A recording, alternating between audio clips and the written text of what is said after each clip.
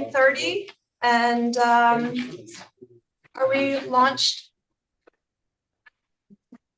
Okay, we will call to order the Salary Board of Cumberland County Commissioners and begin with a roll call, please. Audrey?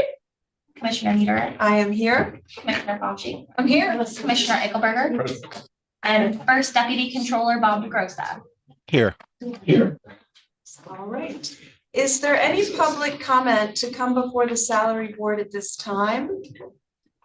Oh, we have a full house. I guess no one's here to make a public comment. Is there anyone showing online, Audrey, is interested in making a public comment? Not at this time. Okay.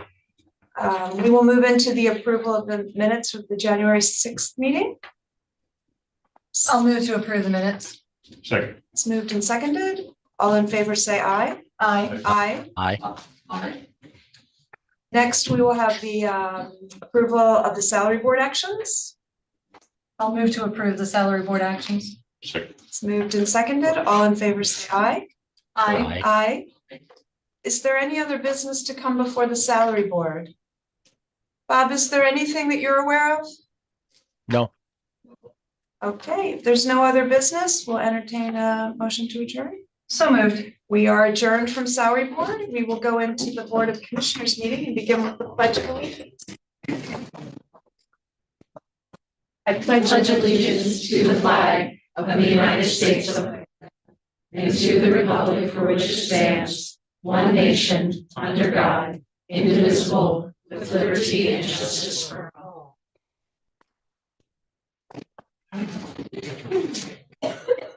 We will begin the Commissioners meeting and begin with a roll call, please. Commissioner Nieder. I am here. Commissioner Fauci. I'm here. And Commissioner Eichelberger. Present. Is there any other public comment to come before the commissioners at this time on non-agenda items? Anyone here for that? No. Audrey, is there anyone? If there's anyone online, please use the raise your hand feature if you'd like to make a public comment at this time. Not at this time. Not at this time. All right. Well, as I always say, this gets us to the best part of the meeting. And we are going to begin with a proclamation, and my colleague Commissioner Fauci is going to read that for us. Well, good morning, everyone. It is with great pleasure that I am presenting the proclamation honoring Bostler Library for its 125th anniversary. I have had the privilege of being the Commissioner Liaison to the Cumberland County Library System for the past 5 years. And I love our libraries. I've loved libraries since I was a little girl. And so without further ado, I'm going to go ahead and read the proclamation. Whereas Bostler Memorial Library was established by the heirs of J. Herman Bostler, a prominent member of a renowned Carlisle family who wanted to give the young men in town something to do. When the library was dedicated on January 19th, 1900, a news article described it as a place of beauty, which will be an endearing monument after generations pass earthly scenes. And whereas originally Bostler served the 9,626 residents of Carlisle, today, the library welcomes more than 53,326 people throughout 8 municipalities and continues to expand its services to meet the needs of our community. And whereas during the summer months, continued reading and learning experiences are critical to prevent what researchers call the summer slide. Bostler Memorial Library's Summer Quest is a free and fun way to ensure that children have access to quality reading and educational opportunities. And whereas the library provides book delivery services for community gatherings, sells gently used books, CDs or DVDs, and provides programs and courses to engage adults of all ages through Bostler on the Go, the Bookery, and the Carlisle Institute for Lifelong Learning. Now, therefore, the Cumberland County Board of Commissioners extends its congratulations to Bostler Memorial Library, their librarians, staff, board of directors, and friends of the library, and wishes them a prosperous 125th anniversary. And then this is signed by all 3 commissioners. So glad to be doing this today. Lou, are you here to accept this on behalf of the library? And give to their staff. Okay. Oh, my goodness, Chuck. We brought a- we brought a I'm so copy. sorry. That is the first time I've ever been not noticed in a room. It's also the quietest you've ever That's the quietest I've ever been. That's why. Thanks. Thank you for working. Tell us how you want us. So yeah, we're gonna give this to you. Okay, You're gonna scoot in here. okay. Yeah, please. I'm sure that There we go.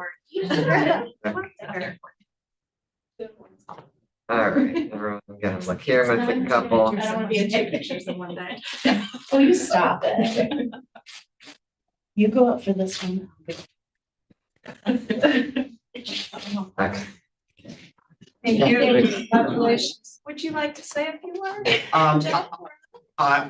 I'll let that to you if you'd like to. 125 years is a long time, and we look forward to the next 125. That seems like it. Thanks very much. It was interesting, the comments. It was a beautiful facility. It's even more beautiful now. And I knew you put a lot of time and energy into making it a real center for the community. And we deeply appreciate that and look forward to continuing to work together over the next 125 years. That's awesome. Thank you for your support. I'll probably retire before that. You and me both. Thank you again so much. Thank you.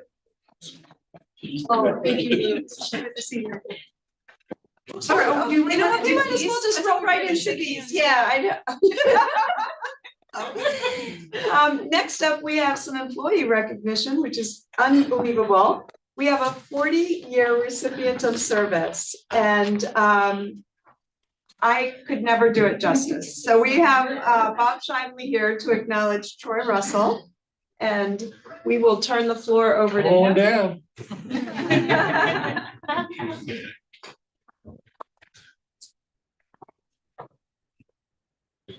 So 40 years. 40 years, Wow. certainly a Congratulations, lifetime. Troy. Thank you. Started when I was 10. Yeah. Right after you got done going to Boston to find something to do. So, my goodness, in 1984, I was still in high school. Troy started, and a little band named Van Halen come out with a pretty good album. So Jump became pretty famous. So, but think of all the things, Troy has truly reinvented himself multiple times, working in the 911 center, multiple computer-aided dispatch systems, phone systems, the technology changes alone, going from manual cards. Troy has also always done our response plans. So the typing, originally typing, I can remember doing street inserts on manual type card strips with the typewriter, and you'd break them off to insert them in the row. Green bar paper on the printer. So, but all of our street indexing and CAD programming and a lot of that, Troy's been instrumental in over the years. I can think back to drawing the maps for the responders, that the map books and hand-drawn maps with where hydrants were and things like that. So thank you so much for a lifetime of work.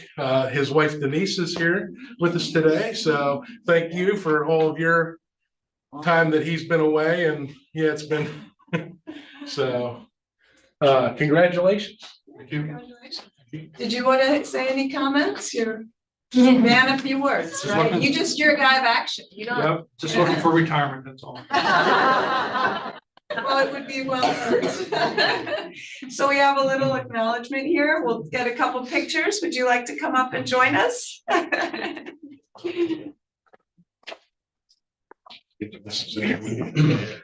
Yeah.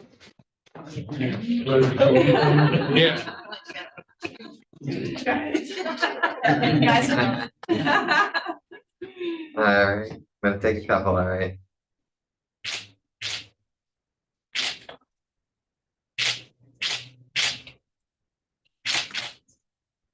Sounds good. All right, thank you. Thank you. Thanks, Troy. Thanks. Thank you, sir.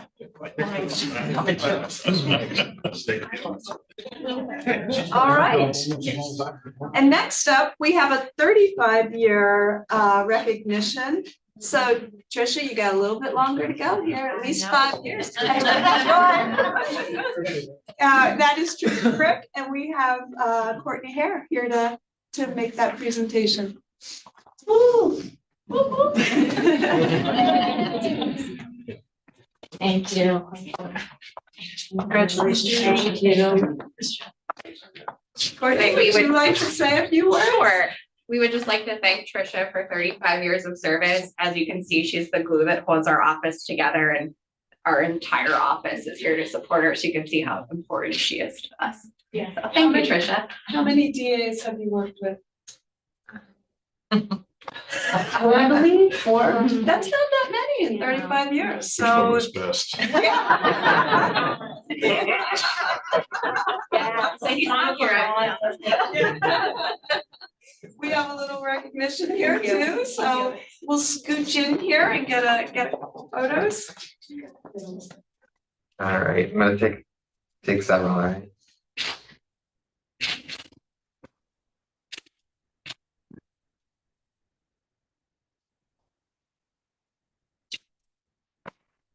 Thank you. Thank Thank you, ladies.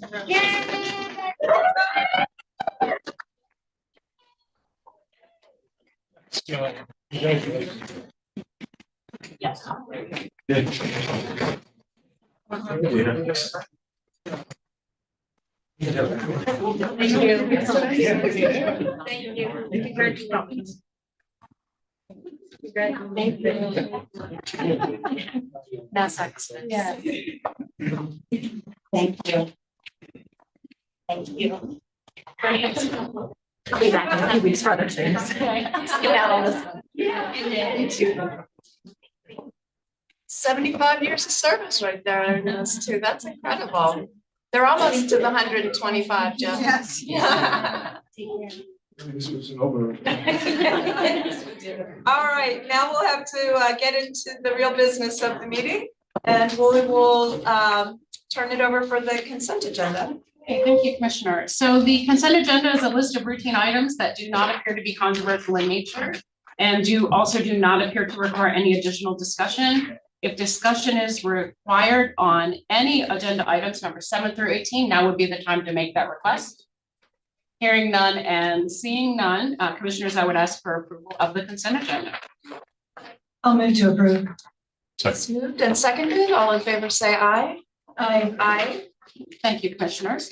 That takes us then to the regular agenda, which is a list of non-routine items, and they will be discussed and may be acted upon individually. We'll start with agenda item number 19, which is discussion and approval of a letter of support regarding a local share account, an LSA statewide grant program. I feel like I've said letter of support, but I'm going to say it again. So letter of support, and we actually have Cheryl Neidig, who is the assistant manager for Silver Spring Township, as well as Tyler Fairchild, who is the public works director, on Zoom with us to elaborate and answer any questions you may have. Good morning. Good morning, all. How's everyone doing this morning? Hopefully pretty well. I'm Tyler Fairchild. I'm the Public Works Director for Silver Spring Township. I'm here today on behalf of the township to request a letter of support from the county for our CFA local share account statewide program grant application. The project we're applying for is the Woods Drive widening project. For those who don't know, the existing roadway on Woods Drive is quite narrow. It's an old farm road that ran through the township, but with the large influx of residential and commercial development in the township, this road is one of our busiest roads in our township, and it's just narrow and no longer meets the current road specs of today. So our priority is to widen that road to allow appropriate lane widths and shoulder space, and then ultimately bring the pedestrian infrastructure to that road for walkability, biking, and all the great things that our community is searching for in our township. So It's a pretty, it's a big project, but it's a pretty basic scope project. But I'm happy to answer any questions that you may have. But again, it's requesting a letter of support for this grant application for the CFA LSA program. Tyler, the only question I would have is, I think this is completely appropriate, particularly prior to a Costco going in there. I think you're only going to see drastically increased traffic on that road. Is the timing such that you're going to do this project, but would it be done by the time Costco would be done, do you think? We do not believe that it will be done by the time Costco opens up. But we're in the engineering phase right now, trying to get it all engineered. And we're looking for funding sources now to do the actual construction. Very good. That was the only question I had. Tyler, just one thing. This is a very good project. I just wanted to mention too that the turn off of Hochtown Road on the Woods was probably one of the better projects in Silver Spring recently because of so much through traffic there. And I compliment you guys for seeing the need for that. I just wanted to mention there's been some discussion this year about LSA because now we are also in the applicant pool for LSA. So I think it's important to understand that you're competing against us and vice versa. So applicants just need to be aware of that now. Yeah, understood. Yep. Okay, thank you. Any other questions or comments? No, I don't have any. No, I will move to approve. I'll second. It's moved and seconded. All in favor, say aye. Aye. Aye. Thank you, Tyler. Thank you guys. Have a great day. That takes us then to agenda item 20, which is discussion and approval of contracts for children and youth services. And we have Jamie River joining us on Zoom. Good morning, Jamie. Good morning, everyone. The first contract is Bethany Christian Services of Western PA. They are a foster care provider for us.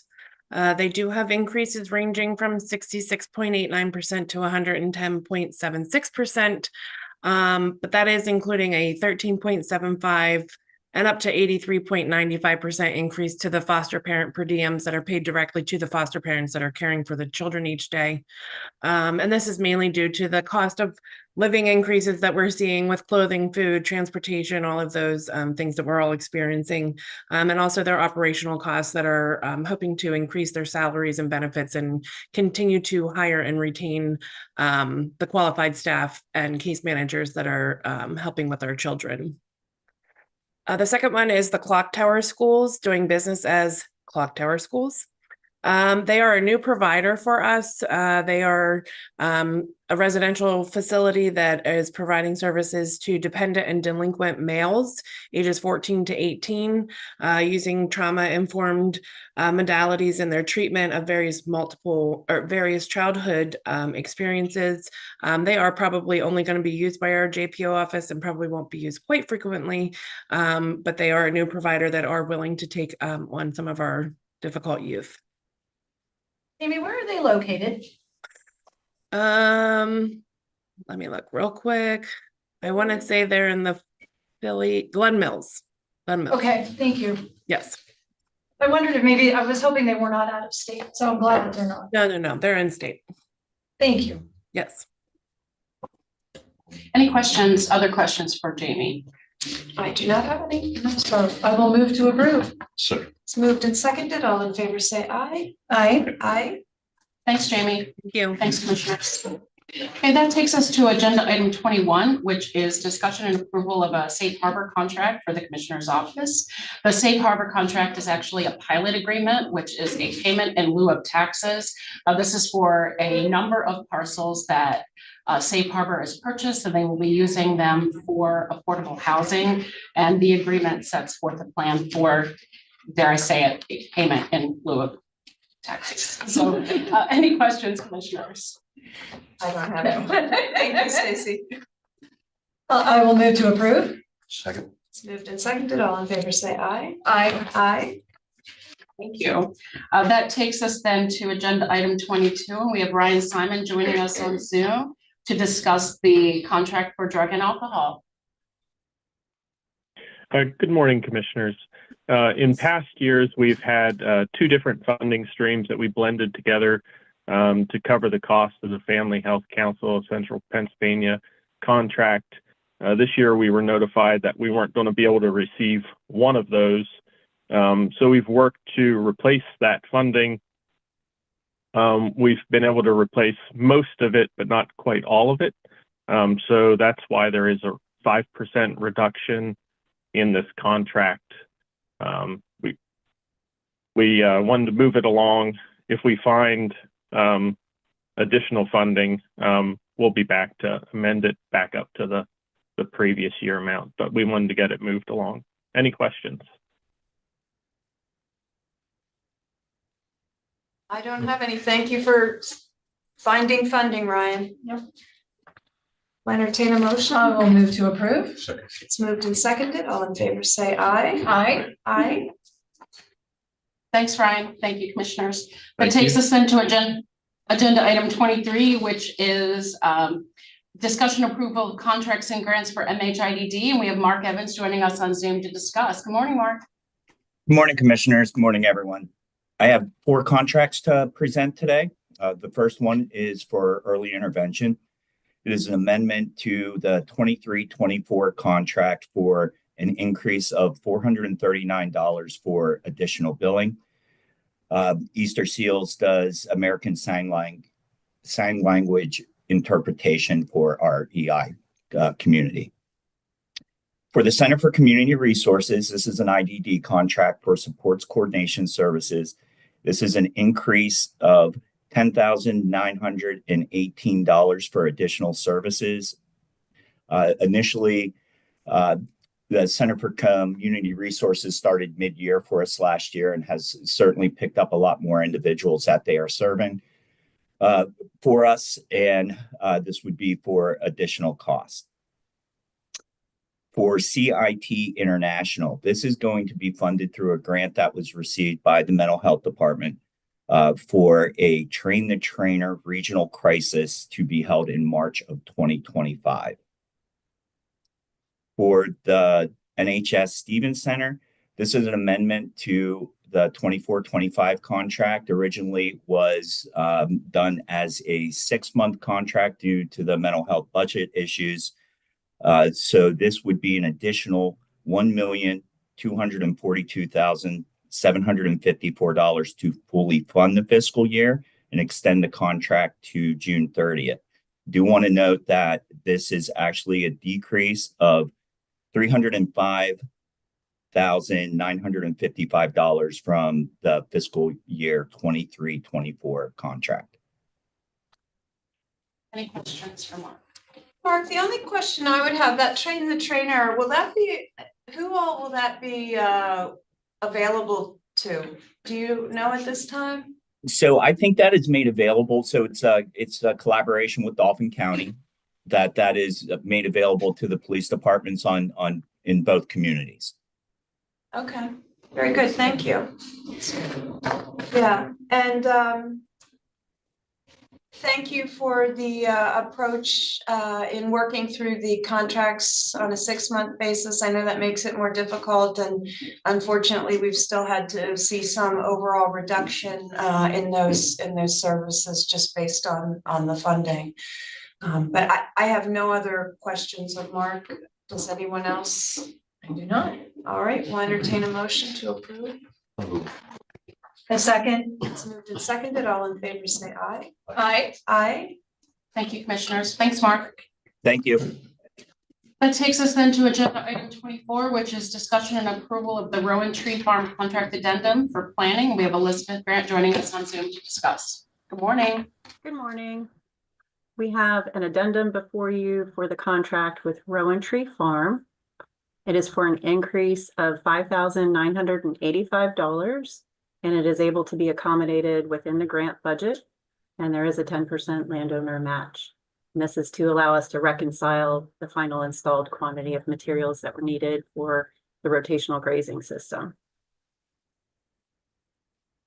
Thank you. Any other questions for Elizabeth at this time? I don't have any. I'll move to approve. Second. It's moved and seconded. All in favor, say aye. Aye. Aye. Thank you, commissioners. Thanks, Elizabeth. That takes us then to agenda item 25, which is discussion and approval of the HRG contract addendum for liquid fuels finance. We've got Kirk Stenner here to discuss. Sure. Commissioners, this is our contract with HRG for engineering, bidding, and construction administration for rehabilitation of Purcell Bridge. As you may recall, it's in West Pennsboro Township. We closed it last year after inspection showed some deterioration to some of the structural elements. Upon further review, I sent the board a memo in October outlining HRG's findings on that. We do know that overweight vehicles are using it and are largely responsible for the damage that was done to the bridge. You'll see in the scope of work that I have, we have some coordination with PennDOT to look at some deterrent systems for overweight vehicles for using that. So some of those can be a little touchy. You know, there's physical barriers that we can use, there's some signs and other things, but we're going to research that with PennDOT, see what they're doing in some other areas. Long term, this bridge, if we can't keep the overweight vehicles off it, it's going to be a problem. As we've seen, we put a huge investment in this at county dollars. The bridge is open, the bridge is rehabilitated, looks great, but if the overweight vehicles continue to use it, we're going to continue to see damage like this. Any questions for? Kirk, you have a spare trail cam, right? Well, that's the thing. We have some great landowners out there that are eyes and ears on the bridge. They've brought our attention to some of the overweight vehicles that use it. We have followed up on those. Some of the local firms are very apologetic, and they've actually let us know of enforcement actions they've done with their staff for that. Other out of town folks we've talked to don't really care. So it's a balance, but we encourage all of our residents, if they see something on a bridge, let us know so that we can follow up on it. Otherwise, there's nothing really we can do. Kirk, I know you said that you're going to look into deterrence, and would PennDOT can't allow cameras or anything like that police could monitor if they chose? Yeah, I guess they could. We have had cameras that some to get licensed by some of our property owners have them now.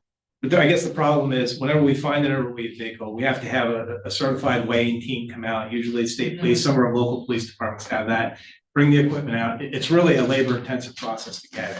We have run some enforcement details in the past and they've been very successful. It's just, it's a problem for us, but when you put it up with the magnitude of other things that the state police have to deal with, it's not a high priority. Yeah, understandable, but the cost of repairing this repeatedly is just not going to be something that, we're going to be able to continue to do either, so. And the sad part is if we do have an enforcement action, which several years ago we did, we don't get any of the proceeds. Still long-term savings for us. And I mean, just like with speed traps, you run a few of them where it gets around. They could even just do it periodically. It would take a bit to be a deterrent. We can hope. All right. Someone like to. I'm going to move to approve. It's moved and seconded. All in favor, say aye. Aye. Aye. Thank you, Commissioners. Thanks, Kirk. Kirk is also presenting the next item along with Stephanie Williams, which is approval of the certification of county funds for the 2025 Farmland Preservation Program. Stephanie, Kirk. So on an annual basis, the Board of Commissioners is required to certify funds that are going to be contributed to the Farmland Preservation Program. Funds certified are used exclusively to acquire conservation easements and preserve farms. We have to do this by January 31st, so we do have a short time frame. Then by March 1, the Department of Agriculture will let us know what funds we have available, and then spring we can move forward with selection of farms. Back in August, the Agricultural Land Preservation Board did an analysis of our program and put forward a recommendation for funding for this year. That's what staff is presenting today. The recommendation is for $933,315. That includes $850,000 from the general fund, which is status quo funding over the last several years. $47,120 from East Pennsboro Township. We were very fortunate that in 2024, the township was able to partner with us on a program. So we now have another municipality that's working with us. And we also received $2,661 of private donations. So some of the residents of this county have cared for the program so much that they gave up their own money. And then lastly, we have $33,534 in clean and glean rollback interest, which is statutorily required to be put to the program. If these funds are certified, we would estimate to leverage about $2.4 million in state funding and then could preserve between 800 and 850 acres of farmland during the year. It just all depends on where they're located, the size of the farm, attributes of the property. And happy to answer any questions that you have. Well, Stephanie, I do have a number. So, as my colleagues know, I serve as liaison to the Ag Board, and I've gotten to know the great work that Stephanie does, and I think it's a wonderful program. However, we are under some budget constraints. And I would be interested to know if the amount that this board, while we did pass a budget reflecting this proposed 850, as you see, mental health is looking for ways to save approximately $300,000 in services. What would the impact be if we reduced our funding from 850 to 650? Would that be something that for a year, while we're still working through, and as I said, we're seeing very positive, early signs that we did very well in the budget for 24. For 25, would that derail your process greatly in 1 year? So we did run some projections at various different funding levels, and at roughly $650,000, we would anticipate the state funds to be reduced to about $2.1 million for a total allocation total program funds to about $2.78 million. In terms of acreage, I imagine is probably the outcome you're probably looking at most closely. We would estimate going from, say, maybe that 800 mark to roughly 680, so 120 acres, which could be one farm, maybe two. If you're kind of stretching that out, thinking of what does that do to the goal over the long term, I guess it depends if that level of funding is sustained. If it's sustained at a lower level, I would anticipate that there would be challenges getting to the 30,000 acre goal. What I kind of didn't factor into projections is township or federal funds, because I can predict next year, but I really can't predict out beyond that. Right. And when we're in this budget situation, I feel like we need to look at this year after year as well. So as you had mentioned, if you would work with, if we're lucky and say a farm comes up in Silver Spring Township with their program, does it help save our money at all? Sure. I mean, any township funds or federal funds can, help Preserve. extend our funds, so to speak. We have 2 farms with Silver Spring Township on the list for 2024 that we're working through. We have 1 farm that's on the waiting list for 2025 with Silver Spring that I anticipate that we'll be able to work with them. There's always opportunities for federal funds, but that's less clear. And if you're interested, I have some. That would be great. Numbers. Yeah, I would appreciate that very much. Thank you.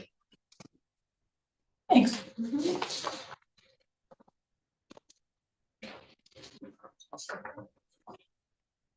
And I know I've shared with this board and with Stephanie and Kurt, I'm not all that convinced that there was a lot of data used to develop the original goal, but having said that, I certainly don't want to do something that would be disruptive to the overall program because you have such momentum. The issue that I've seen is, I believe, Stephanie, correct me if I'm wrong, we're in 2025 and you will be hopefully closing the remainder of the 2023 farms, possibly within the first quarter of 2025. So your lag time would potentially allow for us to take a year of a little bit of a break in this funding. Well, it does take about 2 years for a farm to go through the process. But then when I'm thinking projections forward of how we get to 30,000 acres by 2030. I'm stopping at 2029. Okay, so, okay, perfect. That's helpful for me to know too, so.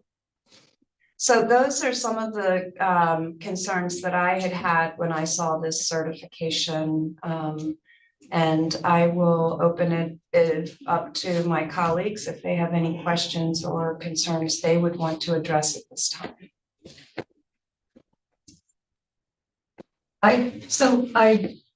We put this in the budget for this year. I know that the money is there, that we planned for it. What happens at the state level, and I know that we're almost on a 2-to-1 match at the state level for this program. But we pull back this year. I'm making an assumption that the state knows that we budgeted $850,000. Now, I hate messing around with grant money coming from the state. We pull back on this year. What happens at the state level? Does it change their perception of what we're doing here? Does it put future match in jeopardy? Do they go, boy, you guys aren't serious? What happens? So there's a complex funding formula of determine how much money we get. So the less money that we put in, the less money we're going to get back, at least at this level. So this year, if we were to cut back, by $200,000, some other county will get those funds. I would anticipate, should we go back up to higher levels in the future, that, the formula doesn't change, so and we'll be able to see increased state funding in the future. I don't know that there's there may be a perception, but there's nothing qualitative that they'll take money away. It's a precise formula. Okay. Jean, well, I certainly respect your line of questioning. I don't think the state necessarily cares about our budget all that much. But I feel like we did pass a budget. It was in at 850. However, we're challenging everyone to look for ways to, because that budget still projected a deficit and drawing onto reserve funds. And we're, challenging everyone, and this is our largest single discretionary spend, to look for ways to try and save money. And quite frankly, I think it is one thing that we would have to talk to our legislature around. These are the choices that we're having to make because of a lack of funding for 911 and mental health in particular, our two largest deficit areas. And I think they want to promote this program and they support this program, but it's a challenge for us, I believe, to continue to fund at this level based upon the way that we are funding it now out of the general fund. I think this also leads to a larger conversation as we enter 2025 to discuss planning and what the future looks like for Cumberland County as we go through our strategic plan and how we fund this into the future. So I wanted us to have a conversation around this. Gary, do you have? Oh, I'm sorry. I have some more follow-up questions. Okay, I'm sorry. So my next question is this. Let's say that somehow we get to $650,000 today. I'm not convinced that that's the right thing to do. What does it do to the price per acre? Does it leave the price per acre as it is, or are we going to have to drop that also? The price per acre is established by an appraisal prepared by a third-party appraiser. So I wouldn't necessarily see the price per acre going down. I just see we preserving less farmland. Less farmland. Take me back and reminds me about I know we've done a couple of surveys about farmland preservation. I was not here in 2019 when this 30 by 30 resolution was passed. But I was here in the room when they passed it. And there seemed to be very, very broad public support for it. So can you please remind me of the results of surveys that we have seen as to what public opinion is on farmland preservation as I think this through? Yeah, sure. I can't give you percentages off the top of my head, but I would say broadly, there was wide support for farmland preservation, open space preservation programs. When we went through our comprehensive planning process and our land land partnerships plan update. We heard resoundingly across the board, farmland preservation is very successful. We want to see it continue. We talked about more open space preservation, more parks, more trails, more greenways. Demand for all these things continue to be very high.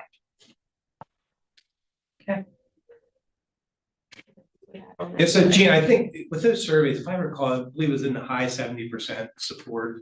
And we ask a few questions. Would you be willing to pay extra in your taxes? So I think that gives us a data point.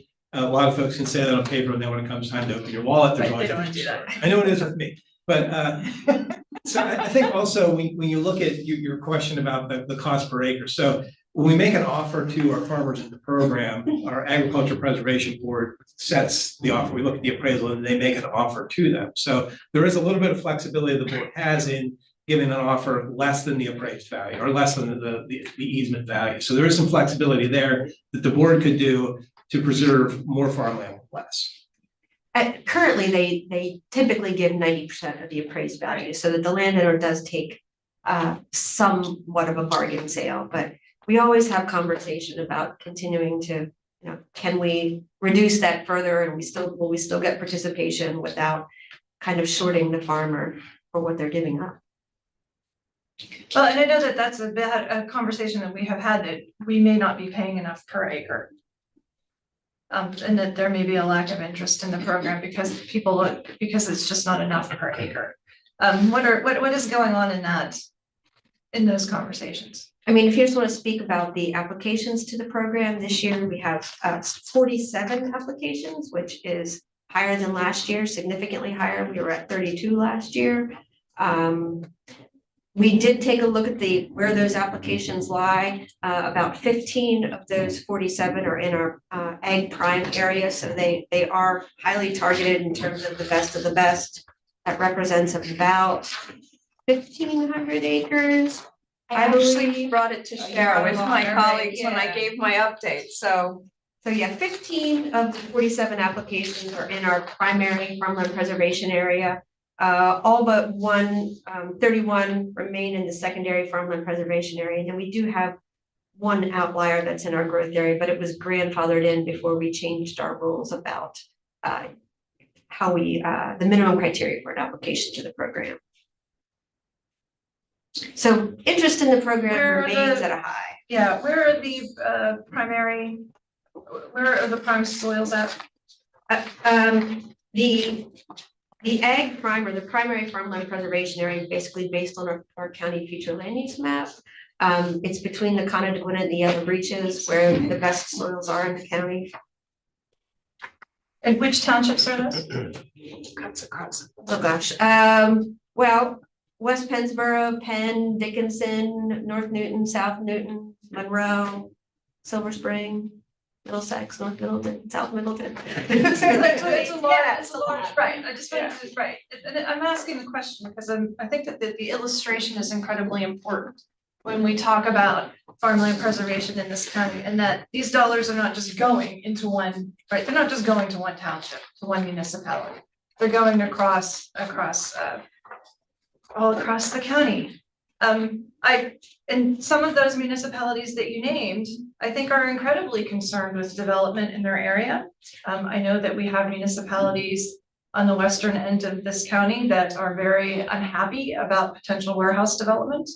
And we have other ones that are happy to have it. So, I think there's a lot to think about here. This piece is very new information for me. So I don't know that I'm prepared to make a decision today, but something has me incredibly concerned. So in 2019, I was in this room when the vote was taken on the current resolution, of which Commissioner Eichelberger was a no vote. I hear Commissioner Niederer interested in changing the dollar amounts on this particular program. Don't hear her saying no, but she wants to change the dollar amount. I am concerned that if I make a motion today on this amount, that this dies. And that you need this by January 31st. Like, I don't want to move something forward today and not have a farmland preservation program. Jean, and I'm not at all advocating that. I mean, I do think that it bears some discussion, because do I understand that it's an important program? Absolutely. I believe it needs more study as we go through our our entire planning process for the county. And some of that would entail a survey again, because there seems to be some confusion around open space, trails, parks, greenways, and farmland preservation. I think people want open space and they view farmland preservation as a way to accomplish that.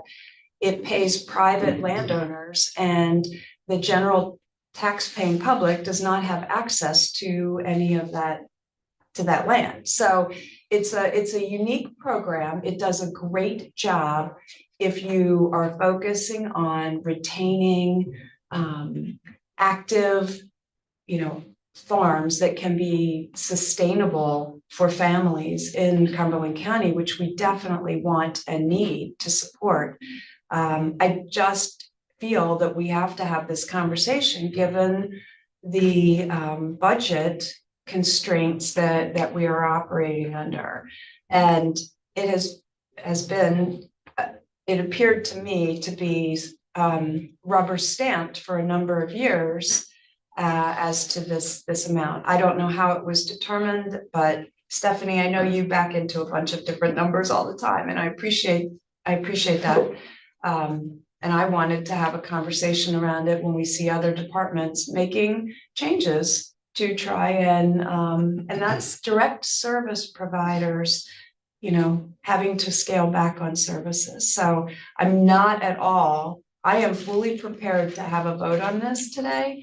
I wanted the conversation though to be had. I think we have a conversation for next year then. One of the things that I'm going back to what I said about when you have relationships with the state and they are funding things, and we have been on a path and we have a resolution that says we're gonna do this for the next 30 years. Those relationships matter at the state. And I can appreciate the thought that the state doesn't care about our budget. I think you're onto something there. But I also think that when you have a relationship like this county has with the state on this particular program, that it could be wise to back this off a little bit for the points that you've made, Commissioner Dieter. At the same time, I know how people work. I know how people work. I know how those relationships work. And I know that when you pull back on something where you have said, I commit to this program. I know this is important to the Commonwealth of Pennsylvania. I know it's important to the people of Cumberland County. When you get someone in a bureaucracy that goes, oh, they don't care about this anymore, I'm not convinced, Stephanie, that the money comes flowing back. I'm not convinced about it, no matter what good reasoning or thought we have about this. So I think we've really got to put thought into what do we really want to do with this program. And I know that we've talked about this, but I'm not convinced that this is the point in time, especially when we have the money in the budget. And that's where I'm at with it. But I'm not making a motion today to watch this die. I'm not making a motion today where we get 2 no votes and this program is over. Well, Jean, I don't think that's, I don't pretend to speak for our colleague, but I am not at all suggesting that at this juncture. I think this needs discussion. I think even at a $650,000 commitment, that is a serious commitment to farmland preservation because of the great work Stephanie does to leverage all kinds of dollars into the program. So I don't think that that's a dismissive amount. It's but it's not getting us to our plan of 30 by 30. If we continue it. There was a reason for that plan. And does it matter that we don't go to that plan? I don't know. I don't know. I would like to talk with someone at the state about what this means. What does this really mean if we do this?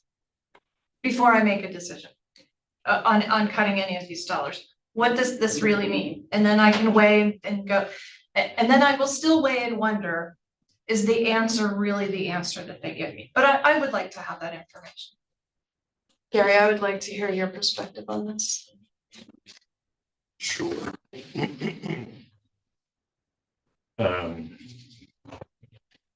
I'm gonna be a no vote. I'll say it straight up for budget reasons. On any level? I'm a no vote. I think, we need time to figure out what we want to do on this. I'm not 100% certain, but I actually think I supported the 30 by 30 because it was a welcome development that we had a number pegged to something. And my gripe, frankly, year after year, is that a number was pulled out of the air, and every couple of years they simply doubled it. So, or tried to.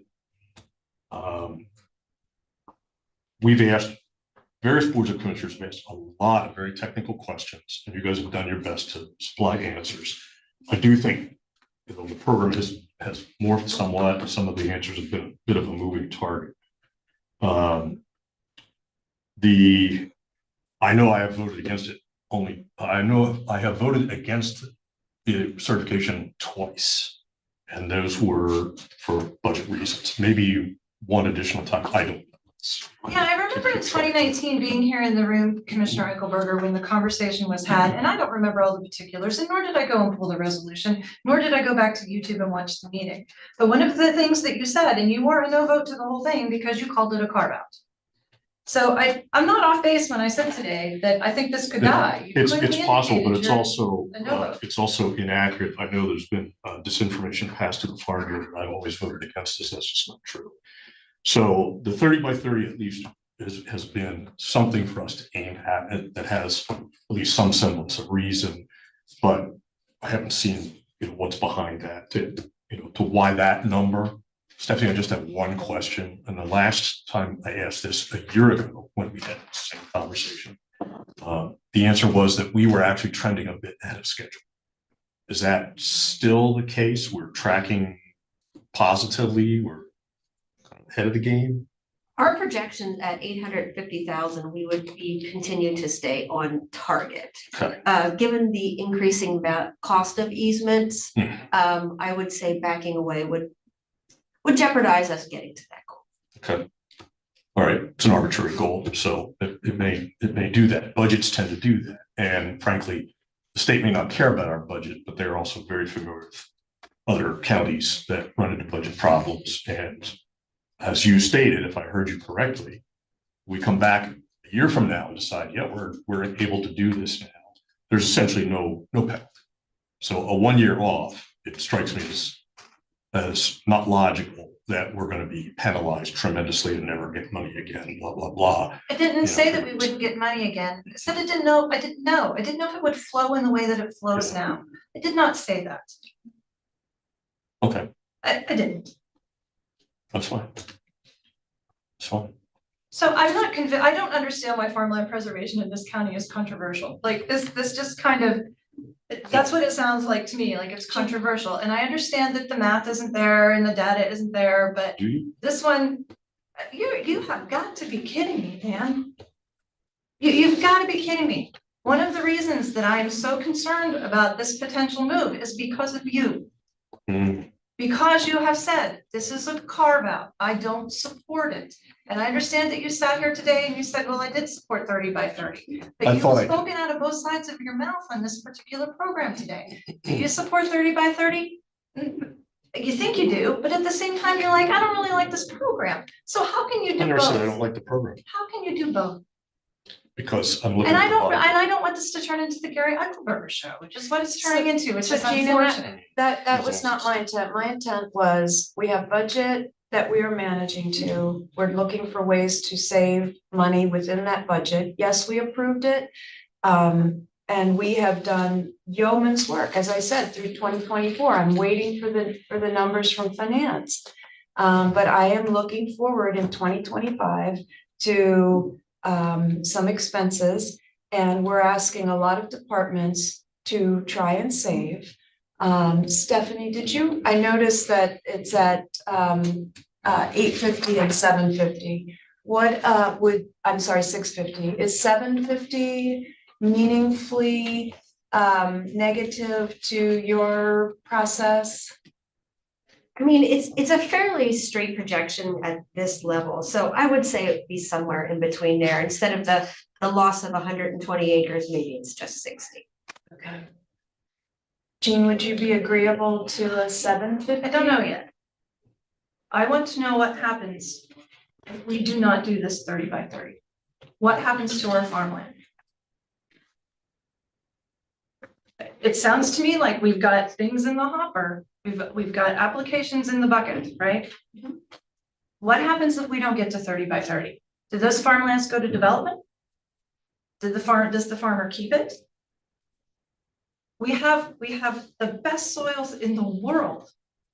And this also, this comes down to this, on this also. I know we're doing a strategic plan. I know we have a brand new comp plan. Like, do we value farmland? And do we value this program? I understand we have budget constraints. Is this important to us? But what happens if we don't do the 30 by 30? Nothing. No, okay, and that's. So let's be clear. That's what So I we need to set know. the goal. So the Farmland Preservation Board set the goal. 30 by 30. Okay, so that's the goal. There's been a lot of discussion of the board of how was that set. We provided the information that the board used to set that. I'm not sure that the board's ever going to get a definitive answer of a goal that's exactly scientific, that's a number that you can lock in on. And I'm not convinced that even if we had that information, it makes this board's decision any easier to allocate a substantial amount of funding to the program. So I think when you look at 30 by 30, if we don't hit it, if the program is reduced, we'll continue to make progress with the money that we have in place. The program has seen reductions in the past. We've seen years of zero allocation in the past. So there has been fluctuation in the past. I think from the state level, Gene, I think the points you're making are well taken. How does the state perceive this? Keep in mind too, the state's looking at really taking these allocation sheets, putting them together, and they have a formula. I haven't seen that they've called back to question our decision making of why we're making a certain allocation higher or lower in the past. I mean, keep in mind too, they're looking at for a long list of counties that are all participating in the program. Our amount that we put in then has an impact over the overall program, how some of the monies from the state are allocated to the different counties. So if you see a higher or lower level of giving from other counties, it impacts everyone in the program. Okay, thank you. That was incredibly helpful. And Jean, I'm not looking at this as, I mean, I think through our planning process, we will need to identify more direct funding sources for this, if at all possible. And I think through our planning process, I'm not looking at this as, once we hit 30 by 30, we just stop. Like, it doesn't just go away. It's really what's the future beyond. I mean, if, to your point, Gary, it has given somewhat of a goal to strive for.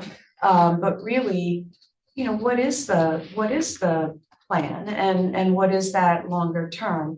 And so I was looking at this year, just saying, it is our largest single discretionary advice or our largest discretionary budget item, and to shave it some in incorporation with some of the other items that have been adjusted in the budget, I think is fair.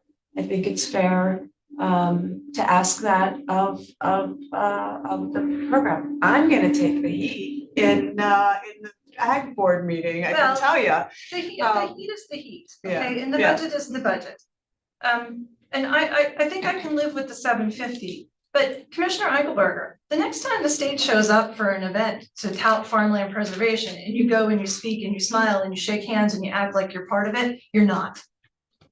I've supported You're it, not. and it's an You're not. responsible. I watch you do it all the time. I I can live think- with 750. Okay. Okay. If you'll make a All or motion. nothing. But it's not at all. That's not what just happened. We just I'm saying her polarized. perception is all or nothing. If Hey, you I don't dare know to what say my that budget is a perception is. problem, then I'm supposedly You anti-farm. don't No, listen. Gary, what we would like is your help in But- working towards solving the issues of the budget. So Yes, that I'll would be entertain nifty. a motion, please. Hey, I'm gonna move to approve the farmland preservation program at $750,000 from the general fund, which would take us to what, 833, 315 total? No. Yes. Yes, Thanks. yes, and I can send up a revised form. if Thank like. you. Would be fantastic. Appreciate it. So I will And second thank you, that. Commissioner Meter. I appreciate the conversation. Thank you, Commissioner Fashi. I appreciate it as well. So I second the motion. If there's any other discussion, We'll call for the question. All in favor, say aye. Aye. Aye. All opposed, one. All right, next up. Thank you, Stephanie. Thank you both. Appreciate it. Thank you, Commissioners. That does take us to agenda item 27. And Jennifer Knight has been waiting patiently since we were here in the room. To get to this item, which is a contract for the Recorder of Deeds office. Go ahead, Jen. Yes, so this morning I'm here to ask for approval of our optical storage solution contract, which is for Landex, our recording software, as well as our newly records alert system. Same money as last year. The only difference is we will be putting it into one invoice a month rather than two separate ones. I'm gonna move to approve. Thank you. It's moved and seconded. All in favor, say aye. Aye. Aye. I am looking for a copy of a deed and I do not have personal access to Landex. Can I come down later and? Yeah, or just email me and I can. Thank you. Appreciate it. Thanks. Thank you. Thanks, Jennifer. Thanks for your patience. Thank you. That takes us then to our last contract, last but not least, right, Justin? This one, agenda item 28 is discussion and approval of the, I'm not going to read all of that, a grant application that Justin is very capably going to explain.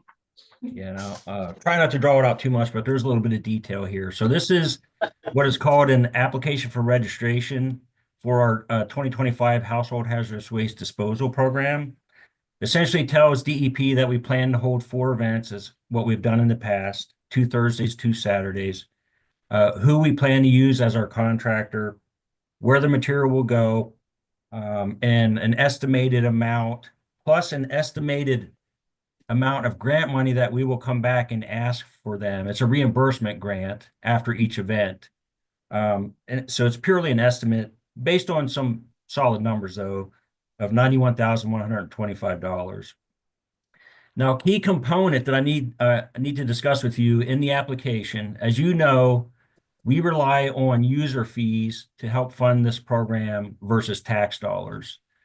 Last year, the fee was 55 cents per pound.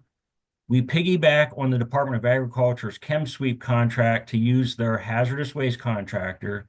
In doing so, Department of Ag pays for a substantial portion of the pesticides turned in, which is a benefit to us. Their contracts are 3-year contracts. They bid that out at the end of last year.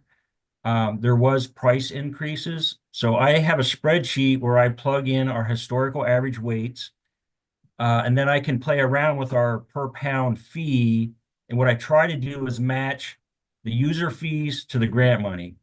The data suggests that we should raise the fee to 75 cents per pound to do that for 2025. And it should be good for 3 years.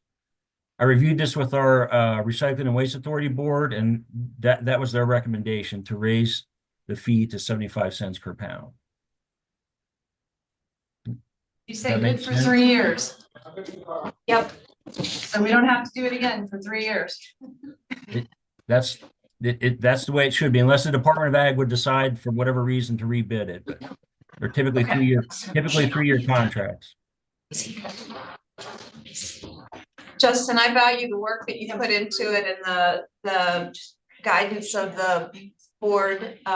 So I understand the need to make that increase. So if there are any other questions of Justin, if not, we'll entertain a motion.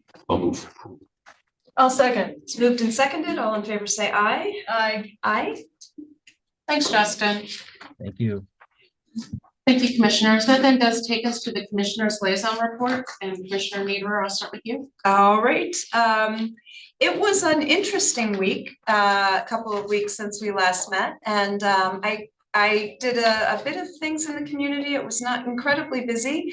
I think people were staying in, a lot of viruses floating around out there, but I did attend the ceremony for the swearing-in ceremony for Senator Kiefer. I look forward to building relationships with her as we go through our grant process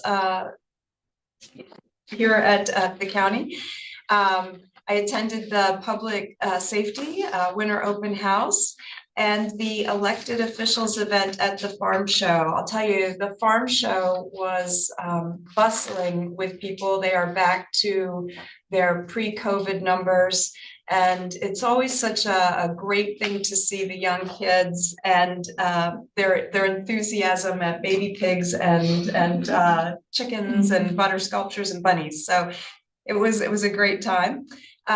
Yesterday, I attended an event that DCED held related to the Neighborhood Assistance Program. And Jean, it was at the Gift of Smiles, which we toured when it was under construction, and it is now open and delivering services. Dr. Ashby actually came to this board, and we recommended that program for the NAP program, and they've received funding. Mid-Penn Bank was there as part of an announcement, and they provide dental services free of care to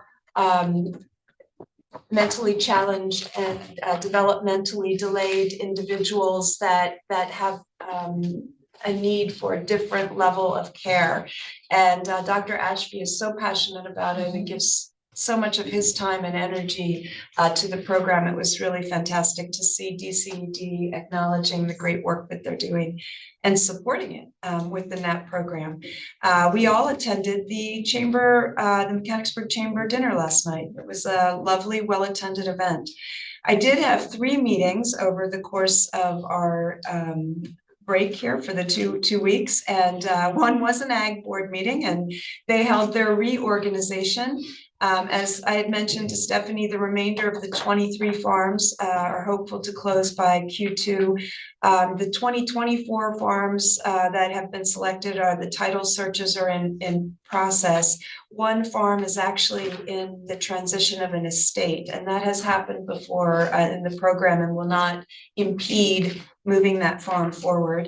There is anticipation that in 2025, we will hit the 25,000 acre mark preserved, and we will do some acknowledgement of that and hopefully hold a big event, and hoping to have the Secretary of Ag attend that.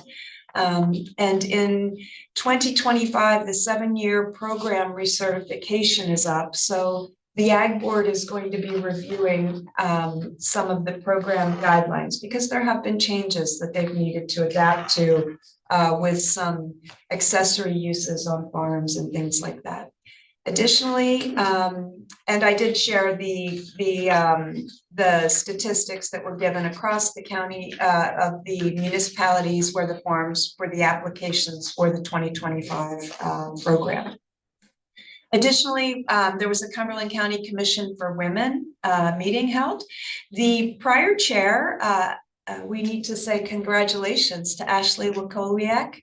She was the prior chair of the Commission for Women, and she is now heading up the Governor's Commission for Women. So really wonderful things for Ashley. And she leaves behind a great board, really dynamic. And they added 3 new members to the committee, which we approved. They are mapping out their year of events, and their first is going to be a childcare forum for business from the business and employer standpoint, which is a little different than we had before. We held the planning meeting this morning, and at the planning meeting, they took action to reorganize as well. Tim Johnson remains chair, Stacy Vernon is the vice chair. They took action on some Middlesex requests that were back and forth. They had asked for some rezoning, and then they asked for it to be placed back. So it's been a back and forth on those. You can review it in the packet. And Hopewell, they took action on Hopewell Township's comprehensive plan. And along with the comprehensive plan, consistency determination procedures. It was a great meeting. That board is so highly engaged.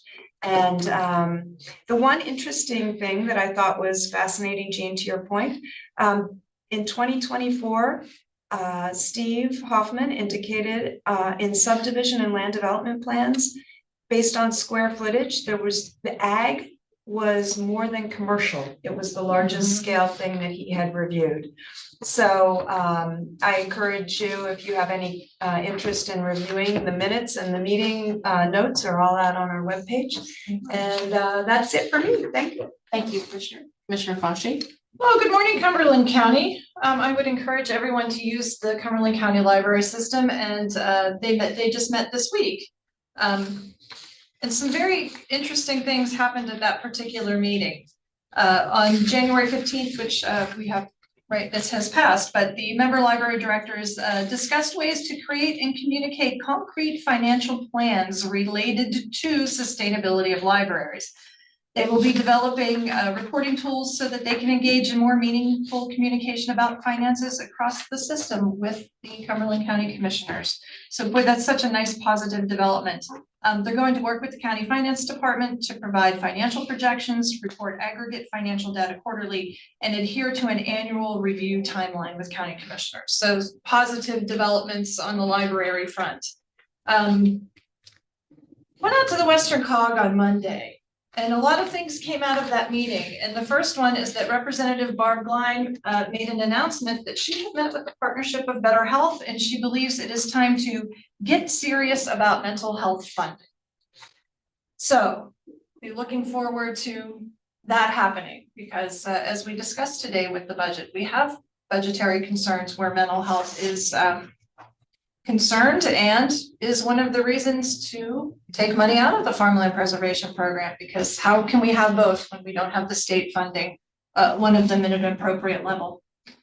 The municipalities talked about the National Flood Insurance Program, and I know that planning is going to do in February, they're doing a meeting for municipalities about this, but FEMA is requiring municipalities to go back in, look at their flood, look at the floodplain, look at properties in the floodplain, and the amount of reporting that will be due to the federal government is going up dramatically. So I know Kirk and team will be taking care of that and addressing that with the group, but they were really concerned about that. Particularly, they talked about, you know, there will be the flood map change, so there are properties where maybe your propane tank is in the floodplain. So is the municipality supposed to make you move your propane tank? So I know that Kirk and team will be going over all of those things and the particulars and how is that going to work out. Nancy Buell from Representative Joyce's office was at the Western Cog, and Representative Joyce is a co-sponsor of the Make America Healthy Again bill. And Nancy had just been at the Crisis Intervention Center for the ribbon cutting with the state. And she talked about how nice that center is. And then we talked about how great it is, but we need sustainable funding for it because we don't have it. And she thought that this Make America Healthy Again bill, assuming it passes, could be an avenue for funding that kind of center. So that was really great. I think that Nancy is so engaged and thinking about things in such a positive, progressive way, and I appreciate that very much. And then the Western Cog will be doing Stop the Bleed training coming up here in February. So yesterday morning, I went over to Sadler Health Center because the Chamber of Commerce had their first event there. And that was very fun. And that Mechanicsburg Sadler office is doing such a nice job. And you know, they have an urgent care facility now. So if you need urgent care, you can just go, and because it's so new, there is no wait list. There's no waiting at this point in time. So I have now let the secret out of the bag. That's a big secret, I know. Yeah, exactly. And Jean, I did forget to mention, we had attended the economic forecast breakfast. Yes, we did. That was pretty great. I know, and the man who gave the talk, and boy, Kelly, I cannot remember his name, and I can't believe I can't remember his name, but that economic forecast that they did, he was so good at that. And I thought he said such valuable things about moderation, about where they're forecasting things, about political will. I thought he was excellent. It was great. Commissioner Eichelberger. Okay, thank you. Couple of items here. On the MHIDD side, which we heard from Mark earlier regarding the contracts. The MHIDD advisory group meeting is this afternoon. I'll be there. And the topic matter that Mark's dealing with right now, of course, is they've got the new waivers that we reported on previously. They're kind of building their internal capacity to manage all of that new stuff. A good problem to have. There also was, I think you're aware, the Connections Walk-in Crisis Center had the second phase of their opening process as they open a new phase. That was on Monday of this week, Tuesday this week. And I was there along with Commissioner Campbell of Perry County and Commissioner Hartwick of Dauphin County. And we were very fortunate to be visited by Secretary Valerie Cush, who was slated to participate in a roundtable discussion, had to leave early, but we did have Dr. Lakita Davis Jones who participated and had a very nice opportunity to ask questions and for the center, make sure that the real value of it is having the state officials there so they see the value of it. And I believe there's an announcement coming soon. The state is going to be making a bigger commitment to additional facilities similar in nature around the state, around the Commonwealth. Of course, we would rather they pledge sustainable money to the one that we have right here. So that's still in front of us. So we've got our work to do there. A lot of hands on deck for that. So and anything additional from today's meeting on MH, I would pass along. I'm looking at the agenda for discussion here. There's nothing that really is just going to be updates apparently on all of our standard topics. So I think it's tend to just be numbers going on. So I'll move on to recycling. Of course, Justin was here and talked about the household hazardous waste contract, and that of course is a popular program, continues to be very, very popular. I don't have any numbers on the electronics recycling for this month. The recycling waste authority meeting normally would be next Monday. It's canceled. It's on Tuesday night. It's on Tuesday? Yes, it is. Okay, thank you for that. Just saw that a little while ago, didn't internalize it yet, but so we are going to be doing that. We'll see if we get an update on the garden waste program, if they're ready to move with that or not. You'll recall at the last meeting, they decided to table it for a bit to get some additional information for Hampton Township. Let's see. Okay. Blighted Property Board met on Friday and they continue to work through a pretty healthy list of properties. And I'll just give you a quick rundown. There are 4 properties were certified as blighted. 3 of these were tabled because of pending action. 1 is on hold now. 1 is on the active list. 1 was approved for, the demolition was complete on 1 of the ones that was classified earlier. There is a property that was sold and awaiting redevelopment. And there were 4 that have now completed the blight property, 1 referred to the Planning Commission. So as you can see, there's quite a menu of activity for them. I have the detailed report from Michaela if anybody wants to see which properties. I see any new ones that haven't been on there, but that board continues to meet and it's well attended. And John Eby, of course, does a fine job sharing that. Let's see, Office of Aging is we are having that advisory group meeting tomorrow. Yes, they've gone to quarterly meetings, so this will be the first one they've held in a while. I saw that Annie had circulated an agenda right before I came in here. I have not looked at it yet, but we'll stay on top of that. The only other item was the public safety open house. I was out there for a few hours the first night. That was they do a terrific job with that. I will say I got pictures of the gingerbread houses. They have my name, have a nice little contest of and they vote on who says gingerbread houses. It's done by staff, and of course the food was all provided on a public basis. And, pretty decent attendance the first night, but not till much later on. So very nice. They did a very nice job with it. They'll be complimented for their extra effort on that, I believe. I think that's all I have. Thank you, Commissioner. That takes us to agenda item 30, which is report of executive sessions. I would like to report that on January 9, 2025 at 9:30 a.m., there was an executive session regarding personnel. And now I'll ask if there's any other business to come before the board today. Hearing none, seeing none, we are adjourned.